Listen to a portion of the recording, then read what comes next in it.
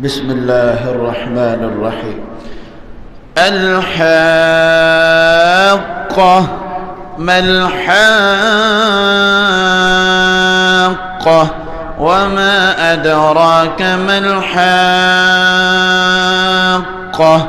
كذبت ثمود وعاد بالقارعة فأما ثمود فأهلكوا بالطاغية وأما عاد فأهلكوا بريح صرصر عاتية سخرها عليهم 7 ليال و8 أيام حسوما فترى القوم فيها صرعى كأنهم أعجاز نخل خاوية فهل ترى لهم من باقية. وجاء فرعون ومن قبله والمؤتفكات بالخاطية فعصوا رسول ربهم فأخذهم أخذة رابية. إنا لما طغى الماء حملناكم في الجارية لنجعلها لكم تذكرة وتعيها أذن واعية. فإذا نفخ في الصور نفخة واحدة وحملت الأرض والجبال فدكتا دكة واحدة فيومئذ وقعت الواقعة وانشقت السماء فهي يومئذ واهية والملك على أرجائها ويحمل عرش ربك فوقهم يومئذ 8 يومئذ تعرضون لا تخفى منكم خافية.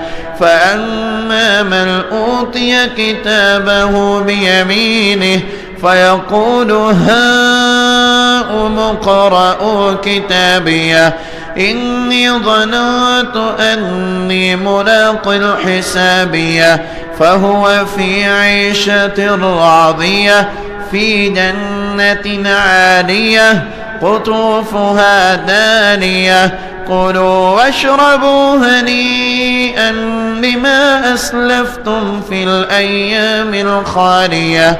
وأما من أوتي كتابه بشماله فيقول يا ليتني لم أوت كتابيه ولم أدر ما حسابيه يا ليتها كانت القاضية ما أغنى عني ماليه هلك عني سلطانيه خذوه فغلوه ثم الجحيم صلوه ثم في سلسلة ذرعها 70 ذراعا فاسلكوه إنه كان لا يؤمن بالله العظيم ولا يحض على طعام المسكين فليس له اليوم هاهنا حميم ولا طعام إلا من غسلين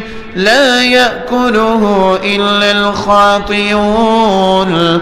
فلا أقسم بما تبصرون وما لا تبصرون إنه لقول رسول كريم وما هو بقول شاعر قليلا ما تؤمنون ولا بقول كاهن قليلا ما تذكرون.